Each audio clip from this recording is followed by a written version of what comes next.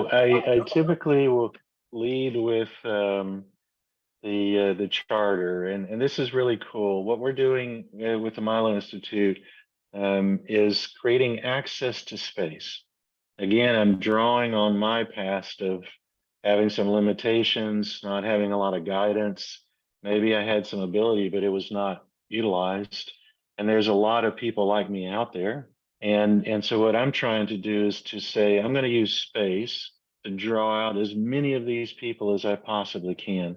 And so I love the ASU charter because it gives me this North Star to be able to do this, right? We measure our success by who we include, not by who we exclude. You know this well. And we take responsibility for the communities we serve. Now, when I go to a place like Ecuador, and I say this to a university that doesn't have much in the way of resources, I'm saying that, look, what I'm doing is I'm committing to you to invest my time, my energy. I'm going to bring some resources, and we're going to spend 2 to 3 years together. I'm going to take responsibility for your success. And I always, have a wonderful conversation after that, because it's really remarkable, the ASU charter. It sets us apart. And so I always lead with that.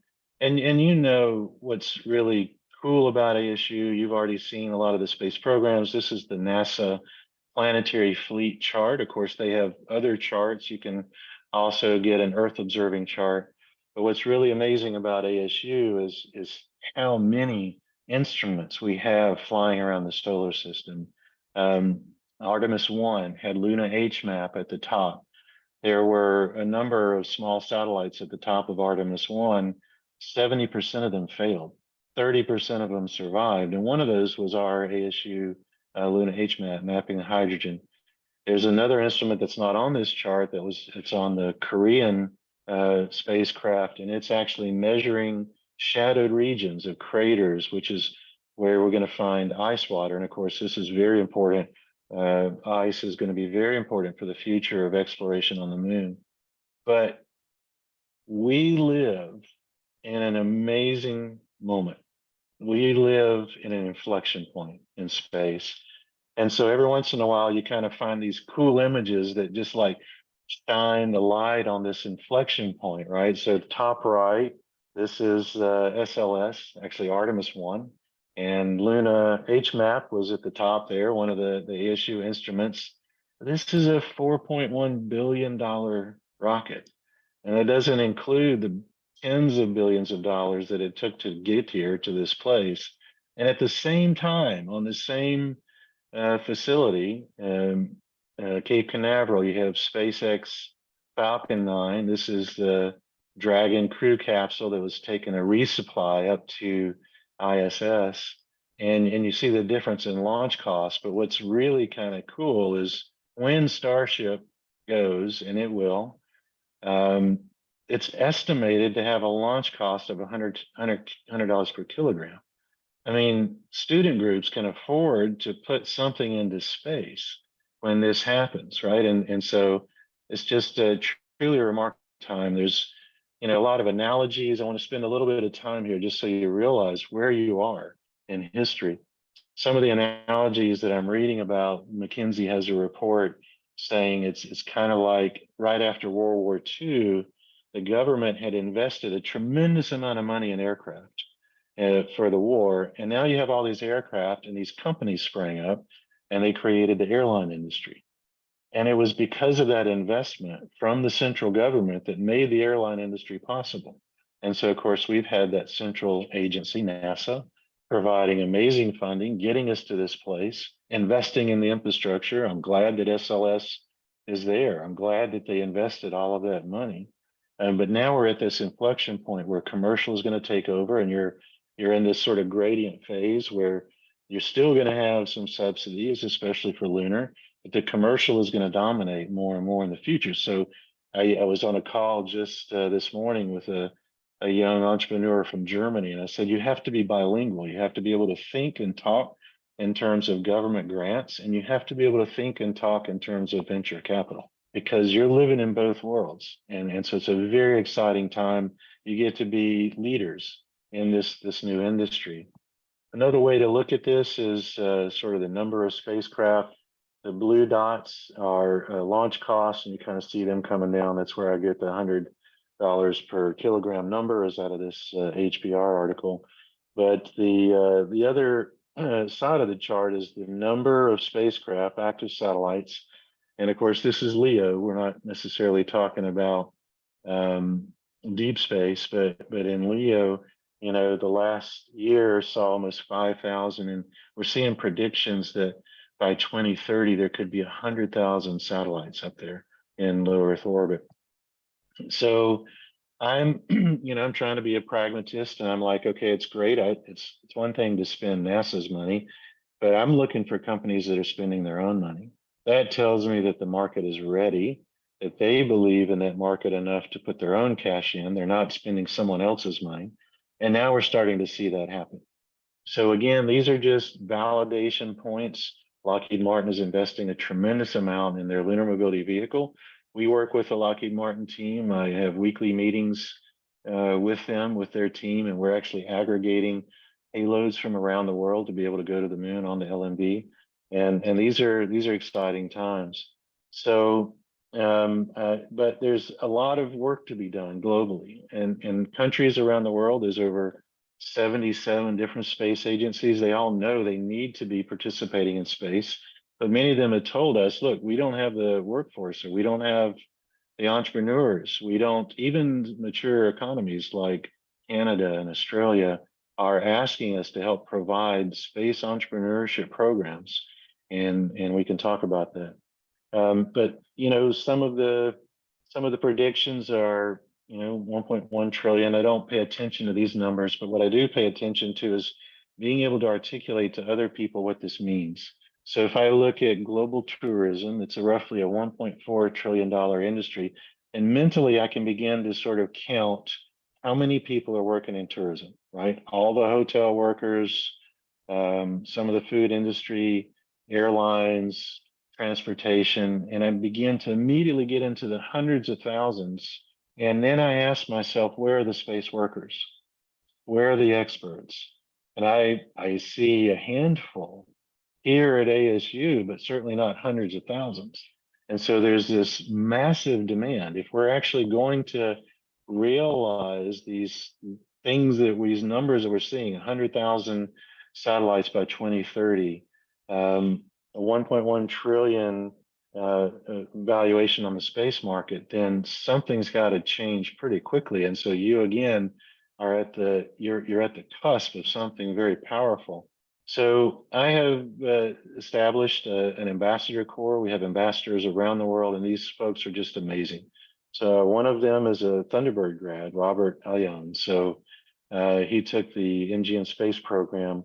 Russell Boyce is well known in Australia, and just truly remarkable people. And we're starting to get a lot of demand, not just for deep space, but also for LEO. There's now cool things that can be done from space related to resource management, assessing soil types, detecting if disease has gotten into your agriculture, really optimizing your watering and fertilizing. There is, you know, again, HBR, Harvard Business Review, and McKinsey are writing reports recently, basically saying, if you don't have a space strategy in your company, you're late. You're probably behind. And what that says is that space is going to affect every company or every sector. Not every company, maybe some aren't going to be able to participate, but certainly every sector is going to be impacted by space. And we're seeing this now with these amazing new applications that are showing up, certainly in agriculture, being able to monitor deforestation. It turns out that deforestation has an impact on the number of disease-carrying mosquitoes in equatorial regions. So as you begin to clear the forest, the mosquitoes that carry malaria increase. And so you're just compounding the damage that you're doing, not just to, you know, the planet, but also to society. We can measure water. We all participated in or heard the news about the water events, the snow events in California, and we can actually physically measure. You can see in the tributaries of Lake Shasta the change over 6 months. We just received word and actually some good news in a slide in New Zealand. We all need good news. There was a mine, there was an effort to do recovery, and over a number of years, you see the effect, and you can actually see the progression on planet. We just received word that we're going to be providing this training to a university in Ecuador to monitor a rainforest reserve in the Ecuadorian, the Amazonian rainforest in eastern Ecuador. And so we're looking at this sort of demand around the world, and we're saying, you know, this is a lot. We started out by saying we want to create access to space, but the demand signals we're getting back are, wait a minute, we need workforce to be able to train people how to get into space. We need entrepreneurship and space commerce to be able to grow companies that can develop the capability to get into space. And then, yes, we need to be able to provide exploration in new ways. So we have leveraged some of the amazing programs at ASU, including a workforce development program called LaSpace. Some of you may have taken the semester-long program run by Cece. It's an amazing thing. And the numbers are just remarkable. Over 7,000 students across the US and its territories, 93% completion rate. We're super proud of the diversity numbers, 40% female, 41% students from underrepresented groups.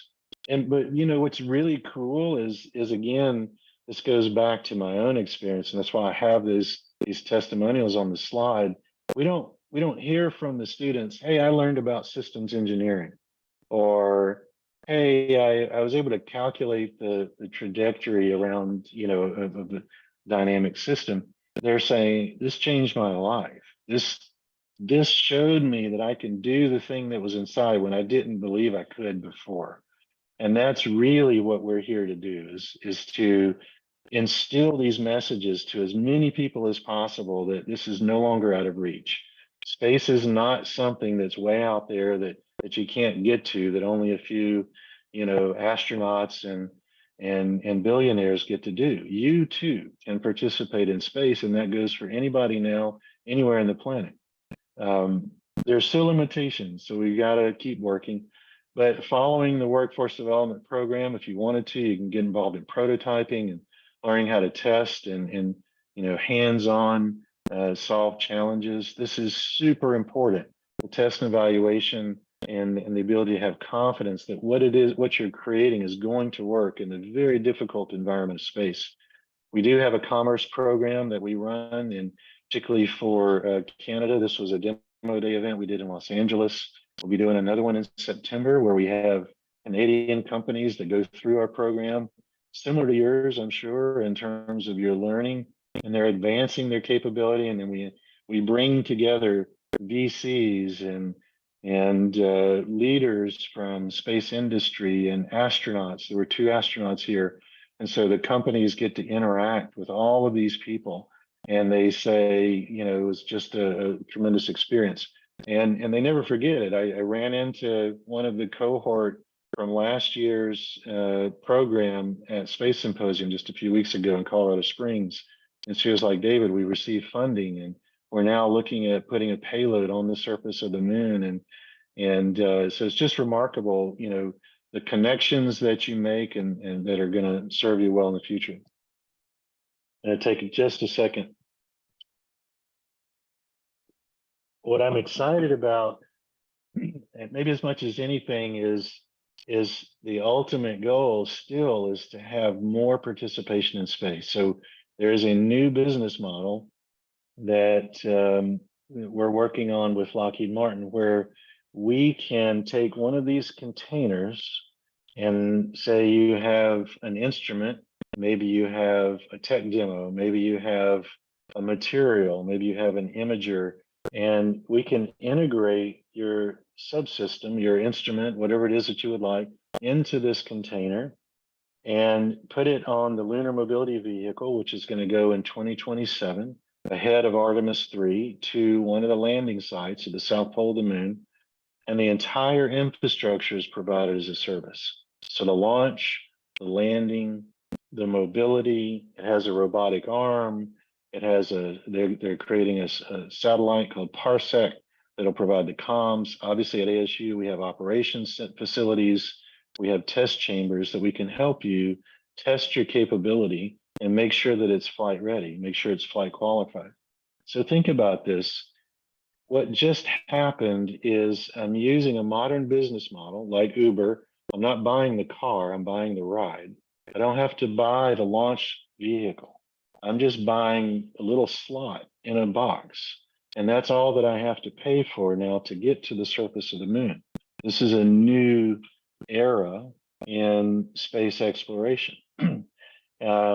And because of this, we're able to, and because of our mission and our, our charter, going all the way back to that, I can entertain university programs, companies, startups that may not have heritage. They may have never been to the moon, may not have ever flown anything in space. And we can say, we're going to help you. We're going to help you get there. And we're going to bring our heritage to the table and assist you in your flight readiness and your quals and integration. And if you need, an interface to, a docking station or whatever it is, we'll help you get there. And now we can attract people who haven't been to space before because, in the history of the central agencies, they sort of have to be risk averse. They only pick those organizations that have heritage.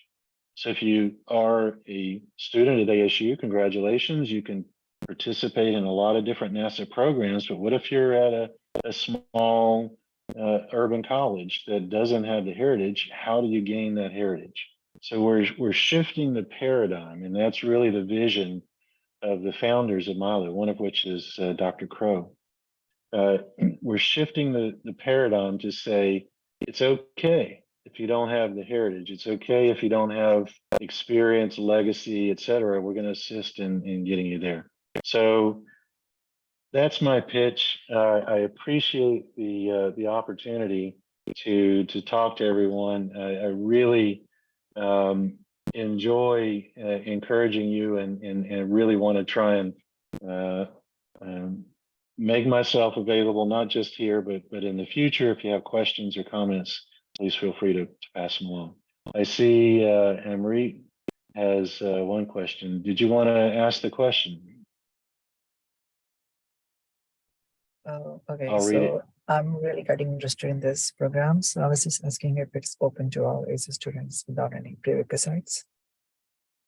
That is correct. The workforce development program that I referenced is open to all students, and it is called S.B.A. in the US. Internationally, we have a different name for it. Just to kind of simplify things, it's called the Mission Academy internationally. But if you are a student at a US university, and you can, be a foreign national, you don't have to be a citizen, but as long as you're a student at a US university, you can take this for free. It's offered 3 times a year. I just put the URL in the chat, and I encourage you to sign up and take this semester-long course. It takes you don't have to have background in space. You don't have to have STEM. It helps the STEM students probably the most, but you go from essentially a destination, like one of the lunar destinations, maybe the Artemis landing sites, all the way through a preliminary design review. And it's vetted by our staff at ASU who have participated in space missions. You work with a team. You can go on if you would like and participate in the SpaceWorks laboratory that's in the Maurer building, just down from WP Carey.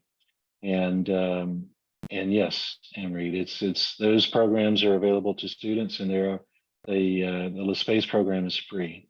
When we get into the missions, of course, that's going to cost money, and so we can talk to you about those if you have a product or something you'd like to test. Thank you very much. So the MILO program is amazing, and ASU is the #1 university in space exploration right now. I know there's a lot of space classes that ASU has right now. One of the classes that I enjoyed the most was the space entrepreneurship class taught by Jim Bell. Can you recommend any other space classes to our members? Yeah, I mean, the Space program is truly remarkable. If you get a chance, you'll hear talks from people like Jim Bell, from Phil Christensen, who's been studying Mars for decades. I got on one evening and heard the chief science officer from NASA at the time was Thomas Zurbuchen. He's since retired, and talking about growing up on a farm in Switzerland and how he got into space.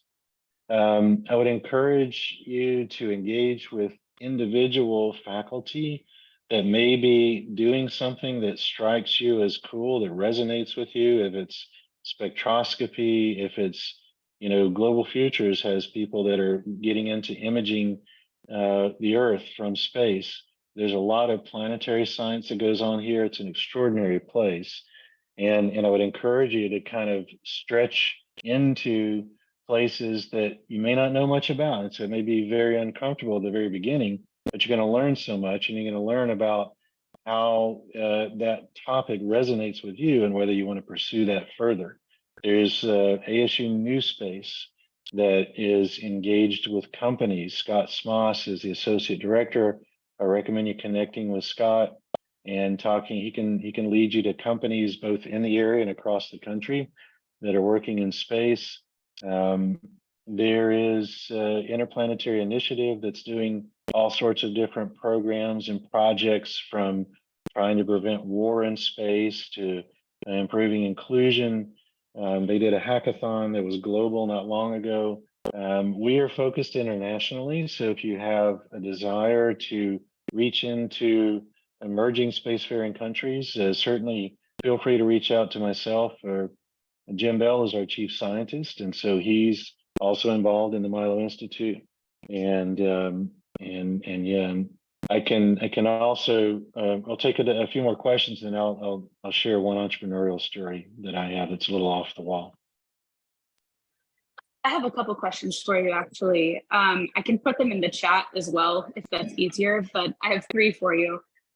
So the first one is regarding all of the new job openings just in the space industry in general. How do you feel about the insurgence of AI that we've had? How do you think that that's going to shape jobs within the industry?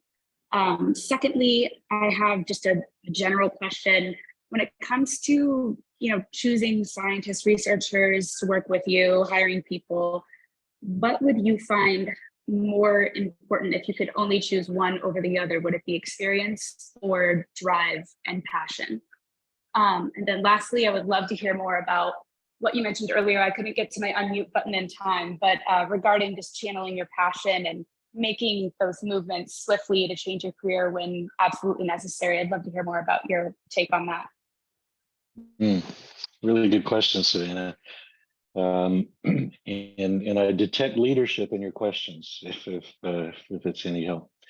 So thank you. Because what you're asking is, how do I build a company? How do I build an organization that maximizes the impact? So you recognized possibly a risk, maybe most assuredly a risk, I don't know, in artificial intelligence. And so I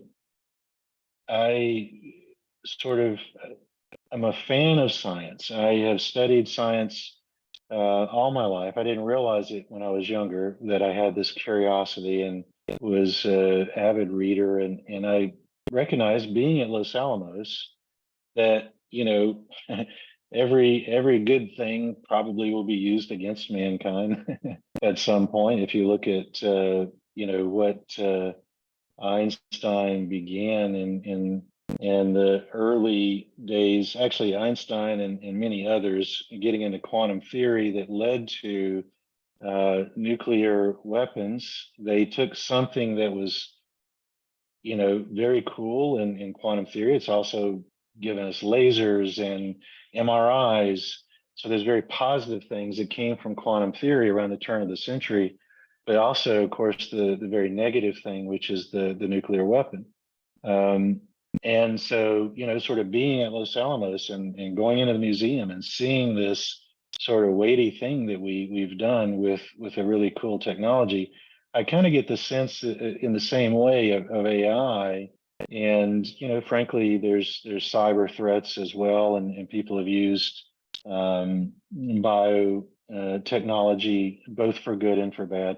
And I think it's on us, perhaps more on you, to guide the future so that AI stays good. You have the chance to influence the future, and you have the chance to define the future you want. And so there's a bit of a burden because it has the potential to do great harm, and it has the potential to do good. And I'll focus on the good. The good is what one of my mentors called democratization of, I don't think learning is the right answer. I think that's the word he used, but I think it's really the democratization of data. I can now ask a question to my Notion app, and I can get access to stuff that, just a few years ago would have been, remarkable or maybe impossible when I was younger. And now you have access to instant information. So because we have access, so does everyone else with a connection, internet connection. So I look favorably at things like Starlink as being able to democratize access to the internet, and therefore AI has the ability to democratize things. That's good. It also has the ability to be used in certainly very devious manners, which I think we're only now imagining and some are exploring. And so Savannah, I think that your life is going to have AI in it. You might as well take on the position of making it as good as it can be. Any follow-up there before we move on? It's a No, great that was question. perfect. Thank you. Yeah, that was perfect. So with respect to what is most important, I am, again, a fan of nature, and what I see in nature is a balance.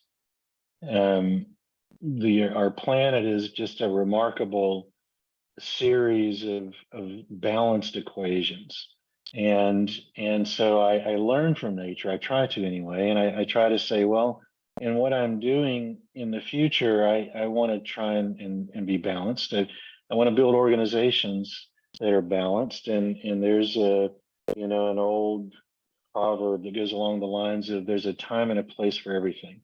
Also an old 60s song. And I think I like that. As I've matured, I have tended towards passion. I have tended towards risk. And sometimes that's hurt me.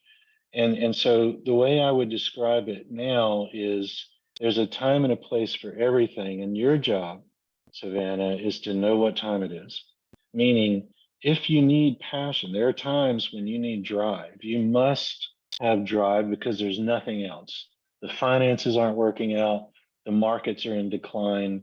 You have technical hurdles that you haven't yet figured out. You have bosses that are asking the same question: Are we there yet? Are we there yet? And there's a lot of pressure on you. If you don't have that passion, you won't be able to withstand the sort of storm of the time. You're going to have storms. You're going to have these difficult times. You need that passion. You need that drive. At the same time, if that passion is not managed, you get over your skis, as the saying goes. You can take too much risk. You can go too fast. You can drive yourself into a place that's out of balance. You can, bring harm physically, and I hate to admit it, but I've done this in my career. About 20 years ago, I was just working too much. As I mentioned, I tended toward the passion, and ended up sort of having to reassess. I've got to make some changes in order to live a balanced life.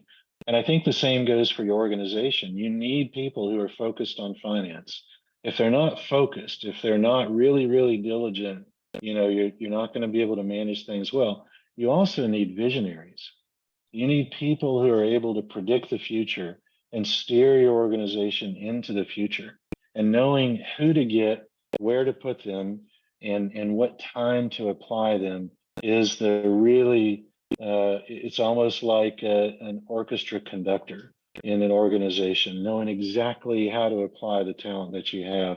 But at the end of the day, and I want to just deviate slightly, as I have grown and built organizations, I have come to believe in a management style that Simon Sinek would call servant leadership. And he has a wonderful book called Leaders Eat Last. If I would encourage anybody to read a book on leadership and management, that would be it.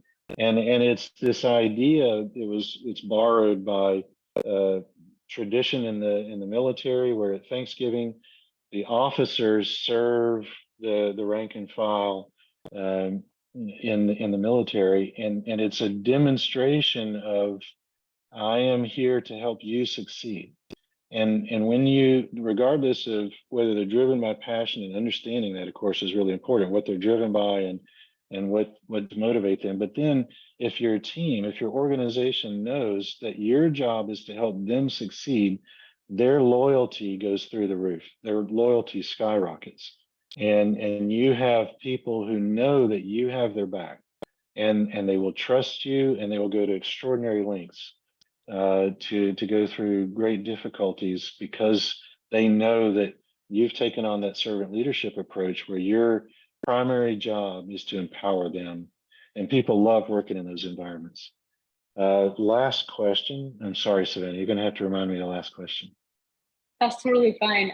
Just a quick comment on what you said. I think you're absolutely right when you talked about visionary specifically. The way I was seeing it before is just kind of, well, my opinion was similar to yours, where I would probably value passion and drive over like a strong education. I think they're both extremely valuable, but I too would choose that. But I think what you said is more correct, where there are certain kinds of people, the visionaries, who you would want to hire for specific roles, who you would really want to have that drive and passion overall. Because if you are a true intelligent leader, then it's your job to help them focus that vision, focus that that innovative tendency, that even if they're like entrepreneurial, it's probably coming with it as well, just finding a way to help them yield it so it helps the overall company. I think is really fascinating. So my last question was really just touching on something you mentioned earlier,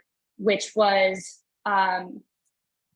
it was taking your ambition and your passion and finding ways to, trying to think of how you phrased it, is making moves in your life, like changes. Yeah, the pivots. Yes. That's a really good one. And there are, the way that I would approach it simply, and life is sometimes not simple. Life sometimes is complicated. So I'm going to oversimplify it. But the way that I would like to approach this is, I stand at a point and I want to do something with my life, but I'm not quite sure what that is. I don't know what to do. I like a number of things. I can probably identify some of those, and so those kind of give me some direction. But I'm really unsure of what is it that I really want to do with my career, especially as you're leaving. You're in college. You're learning so many different things. But you're still asking yourself, what is it specifically? What is the job that I really want to go after? And that's going to repeat itself later in life in various forms. Do I marry this person? Anyway, I don't want to get into that. That's a different question. But if I'm thinking about this and leveraging my experience, I want to be able to get to that answer as quickly as I can. I don't want to take a lot of rabbit trails. And so the way that I describe this process is by taking small pivots. And what I mean by that is, And there are processes that you can follow in highly innovative organizations that apply something similar. I've applied it to my own personal career path with some success. I found ways that I think about this, and I'll share that with you now. And then I'm going to tell a story that sort of brought me to this place. So I think in terms of my passion, just like you described, and I tend to lead with that. I start with what is it that I care about? And then I begin to look at either what am I skilled at naturally? There's certain things that you can do that just come easy to you. You have skills, you have talents, you have those classes that you're acing and you don't even have to hardly put time into. And then there are other skills that you can obtain through your education. And then lastly, I look at how can I get the resources to do the thing that I'm passionate about and that I'm good at. And I use those three. You can almost think of it as a Venn diagram if you want. You're looking at that overlap, and I begin exploring the things that I have passion about. I know what those are, and I can understand what it is that I'm naturally talented at, and I'm willing to take courses to gain experience and education, and that grows that second circle. The third one is the one that can be the challenge. Where do I find the resources that will empower me to do those things that I care about and I'm good at? And sometimes that takes a bit of a journey. And sometimes we have to compromise our passion. Like, I would love to be able to make a living playing the guitar, but I'm not that good. So I have to pivot. I have to make changes. I have to adapt. Now I'm going to tell you the story that got me to this place of searching for how do I go about looking at my journey and optimizing the way I approach things and really being thoughtful about my passion, my skill, and my resources.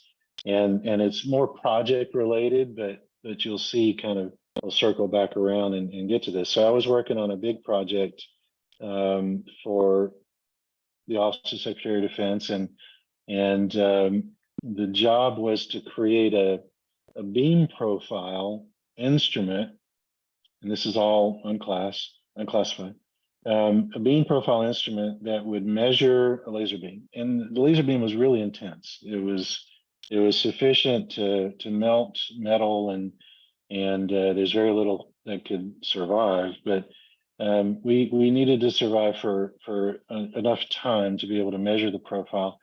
And I had a remarkable group of folks, and I had one team very well known in the country for what they do in material science, chemists.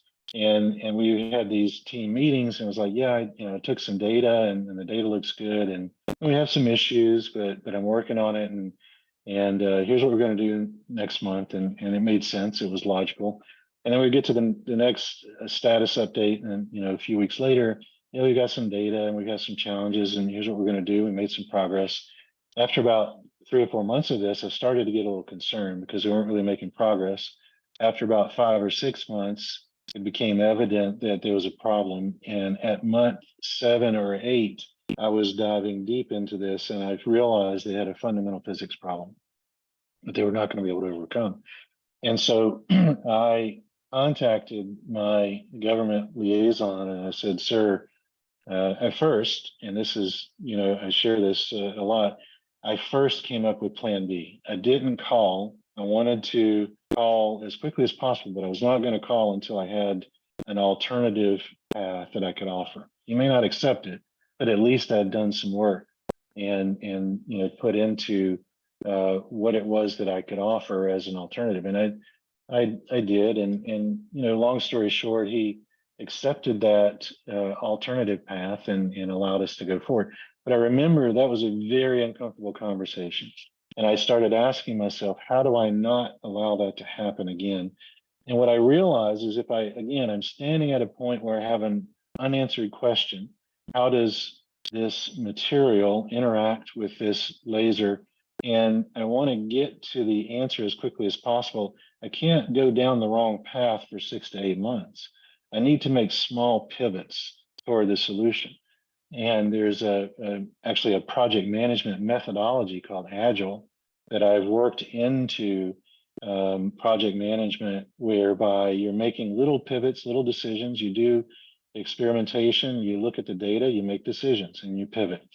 You do some more experimentation, you look at the data, pivot again. I've run large projects with this. I had a mathematician on a project, and he was saying, David, this is essentially a gradient descent algorithm. You have an unanswered question, you're at a starting point where you don't know what the answer is, and you pivot slightly using data to guide you to the fastest way you can to the solution when you don't know where the solution is, where it lies. And so there's some analogies, to our own career journey. It's okay to pivot. You don't want to go a long way down a path and then realize it's miserable and you hate it, and you're going to have to make this large swing, and it could be very uncomfortable if you do that. So there are some analogies in that, and honestly, Savannah, I hope that helps. Yeah, that helps tremendously. I'm curious, what was the new time segmenting method you came up with? Like, what were the time increments you were taking between doing the research and then analyzing the data? Yeah, so we went to weekly sprints. And so now instead of, and there's a lot of skill in this. Agile, if it's not bounded by key performance parameters, it can become open-ended. And so you can get into loops. And so you have to be a little bit careful and really smart implementing your KPPs. Like, are you driving to measurable responses in your weekly tasks? And as long as you can keep that up, then it's a remarkable pathway. But we went with weekly sprints, sometimes 2 weeks, depending on the type of work, because R&D sometimes can take a very long time, and sometimes 2-week sprints are much better and more appropriate. But it's that idea that I'm going to do a retrospective. I'm going to look at what I did. I'm going to ask myself, do I meet my success criteria for this task, which, by the way, you must have. And if that success criteria is met, then great, you move to the next task. If not, you have to ask yourself some hard questions. Do I continue? Because the last thing you want to do is kick the can down the road, so to speak, and extend this task longer than it needs to be. So you have to pivot. I either need to change what I'm doing. If I allow myself another 2 weeks or week of a sprint cycle, I'm running the risk of continuing too long. But on the whole, it allows you to make those quick decisions, and depending on the scale, I'd say 1 to 2 weeks. Right. So you don't want to fall prey to that sunken cost fallacy, essentially. So I know what KPIs are, but what's a KPP? Same kind of thing as key performance parameter. It's a measure of, I'll give you an example. And the reason I started implementing these, I had a project, and it was a fairly complicated set of codes that was at a national laboratory, and the task was to compile the code. It was a mathematical code, and it was arguably quite complex. So we get to the end of the sprint, and we're reviewing and say, okay, did you compile the code? Yes. Does it work? Well, no. And so then I have to ask, is that task really complete? And so the KPP or the KPI is that decision that you can't get out of. You can't sort of squirm away from. It either met it or it didn't. If the measure of success for that task was, did the code compile, and I get a green light at the end of the compilation, but the code doesn't work, then I probably should have had a better description of success, which was, I've run a test on the algorithm and I get the right answer. So the difference in how you define success is in those KPIs and KPPs. Got it. Thank you for that. I just have one more quick question for you, and then I'll stop, because I could probably just keep going forever because this is really interesting. But I'm curious, what were you studying originally when you first went to college and dropped out? I was studying electrical engineering, and I hated it. And I'll be honest with you, I got into it because at the time it paid the most. And so I did the very thing that was counter to me. I chose the degree because of the salary at that time. I wasn't really good at chemistry. I think chemical engineers were slightly higher, but at the time, electrical engineering paid the highest outside of chemical engineering.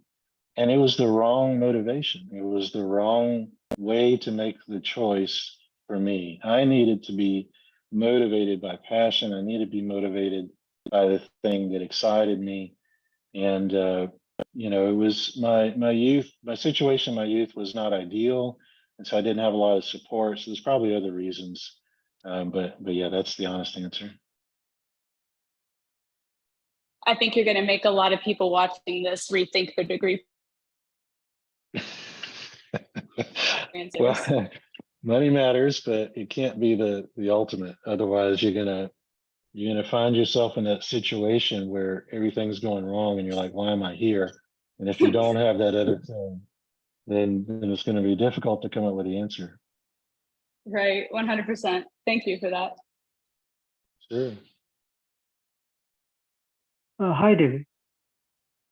Yes, hi, Vishnu.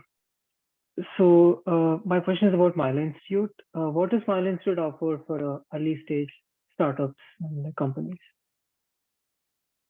So it's a great question, Vishnu, and we have to explain this often.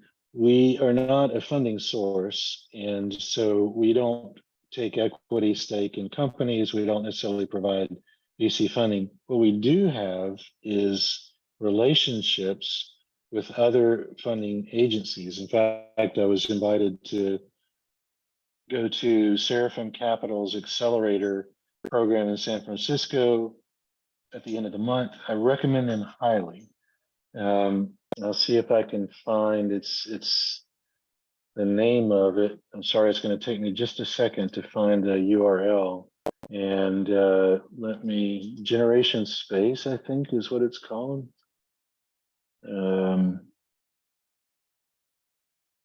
Yes, generationspace.vc. They have an accelerator program, and we work really well together. They claim to be the one of the largest or the largest VC that's solely dedicated to space. There are other VCs that are larger, but they have different portfolios in different sectors. I like Generation Space. They're in the UK. They're called Seraphim, and that's where they started. They are global. They have I think they're public in the United Kingdom, and there are others. There are other sources of revenue. Starburst is another accelerator program that I can recommend. I know those folks, and they do good work as well. So glad to make connections on your behalf if you're ready to engage with VCs.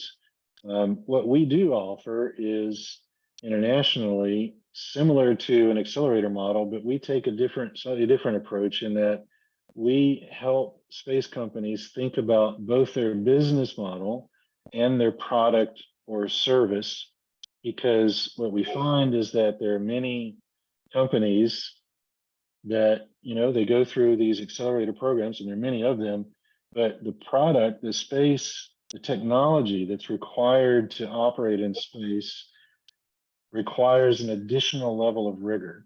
And that's a lot of times where people struggle, is getting that flight qualification or getting their technology ready to operate in a very harsh environment of space. So we support both the business model and the technology development.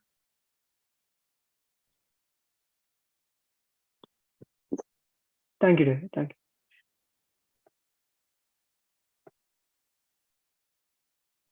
That's great. It seems like you have so many good resources for startups.